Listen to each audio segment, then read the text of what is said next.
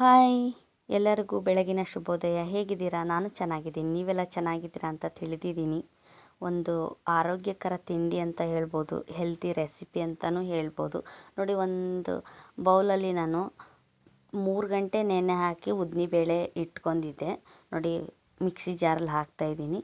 ಒಂದು ಬೌಲಲ್ಲಿ ರೈಸ್ ಕೂಡ ತೊಗೊಂಡಿದ್ದೀನಿ.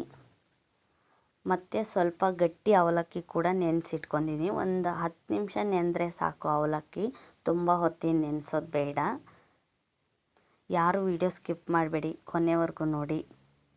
ನೋಡಿದ ಮೇಲೆ ಒಂದು ಲೈಕ್ ಕೊಡಿ. ಯಾರೆಲ್ಲ ನನ್ನ ಚಾನಲ್ ಸಬ್ಸ್ಕ್ರೈಬ್ ಆಗಿಲ್ಲ, ಸಬ್ಸ್ಕ್ರೈಬ್ ಆಗಿ ನೋಡಿ. ಬನ್ನಿ ಇವಾಗ ಮಿಕ್ಸಿ ಮಾಡ್ಕೊಂಬರೋಣ. ಮಿಕ್ಸಿ ಮಾಡ್ಕೊಂಬಂದಿದ್ದೀನಿ ನೋಡಿ. ತುಂಬ ಸಣ್ಣ ರುಬ್ಬಬೇಡಿ ಮಿಕ್ಸಿ ಜಾರಲ್ಲಿ, ಸ್ವಲ್ಪ ತರಿ ತರಿಯಾಗಿರಲಿ, ಚೆನ್ನಾಗಿರುತ್ತೆ ಇಡ್ಲಿಗೆ. ನೋಡಿ, ನಾನು ಒಂದು ಪಾತ್ರೆಯಲ್ಲಿ ಮಿಕ್ಸಿ ಮಾಡ್ಕೊಂಬಂದಿದ್ನಲ್ವ ಅದು, ಮತ್ತು 1 ಗ್ಲಾಸ್ ಇಡ್ಲಿ ರವೆ ತೊಗೊಂಡಿದ್ದೀನಿ ನಾನು. ಸ್ವಲ್ಪ ನೀರು ಹಾಕಿ ಮಿಕ್ಸ್ ಮಾಡ್ತಾಯಿದ್ದೀನಿ. ಯಾರು ವಿಡಿಯೋ ಸ್ಕಿಪ್ ಮಾಡಬೇಡಿ, ಕೊನೆವರೆಗೂ ನೋಡಿ.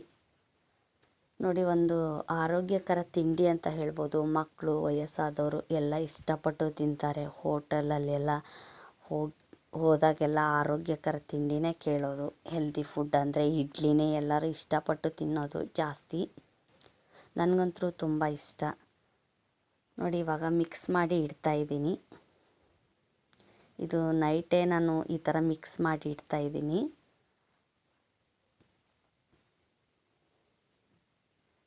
ಯಾರು ವಿಡಿಯೋ ಸ್ಕಿಪ್ ಮಾಡಬೇಡಿ. ನೋಡಿ, ಬೆಳಗ್ಗೆ ಆದ ತಕ್ಷಣ ಎಷ್ಟು ಚೆನ್ನಾಗೋ ಹಿಟ್ಟೆಲ್ಲ ಉಬ್ಬಿ ಬಂದಿದೆ, ತುಂಬ ಚೆನ್ನಾಗಿ ಬಂದಿದೆ.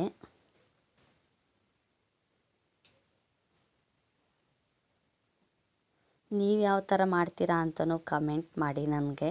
ನಾನು ಈ ಥರ ಮಾಡ್ತಾಯಿದ್ದೀನಿ.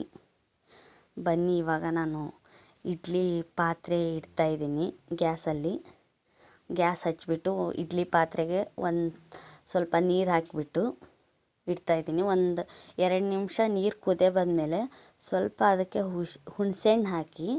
ಹುಣಸೆಹಣ್ಣು ಹಾಕಿದರೆ ಇಡ್ಲಿ ಪಾತ್ರೆ ಇರುತ್ತಲ್ವ, ಕೆಳಗಡೆ ಅದು ಕಪ್ಪಾಗಲ್ಲ, ಅದಕ್ಕೆ ಹುಣಸೆಹಣ್ಣು ಹಾಕ್ತಾರೆ.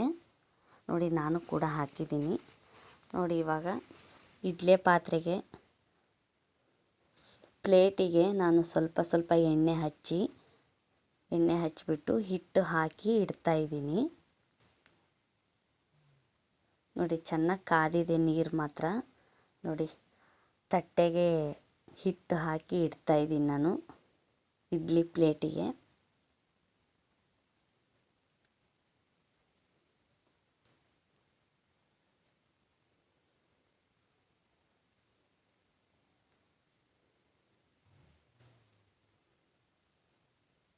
ನೋಡಿ, ಆರೋಗ್ಯಕರ ತಿಂಡಿ ಅಂತಲೇ ಹೇಳ್ಬೋದು. ಯಾರು ವಿಡಿಯೋ ಸ್ಕಿಪ್ ಮಾಡಬೇಡಿ, ಕೊನೆವರೆಗೂ ನೋಡಿ.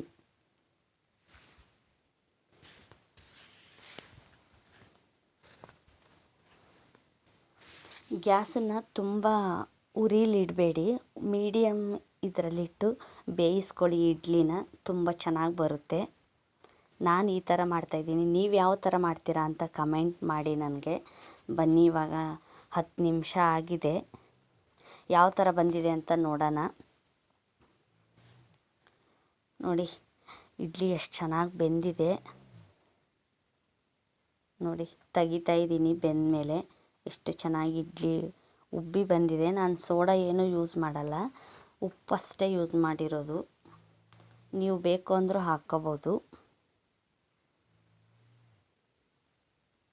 ನೋಡಿ, ಪಾತ್ರೆ ಕೂಡ ಎಷ್ಟು ಕಪ್ಪಾಗಿಲ್ಲ, ನಿಮಗೆ ಕಾಣಿಸ್ತಿದೆ ಮುಂದೆನೇ. ಹುಣಸೆಹಣ್ಣು ಹಾಕಬೇಕು.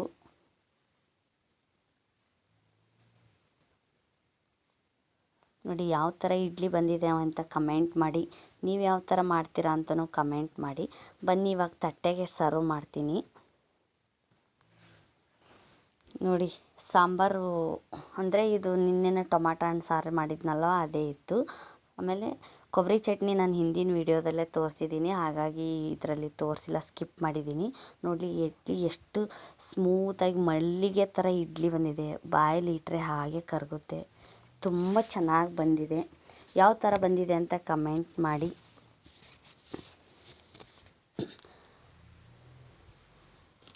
ಸುಳ್ಳು ಹೇಳಿ ಒಳ್ಳೆಯವನೆಂದು ಕರೆಸಿಕೊಳ್ಳುವ ಬದಲು ಸತ್ಯ ಹೇಳಿ ಕೆಟ್ಟವನಾದರೂ ಪರವಾಗಿಲ್ಲ.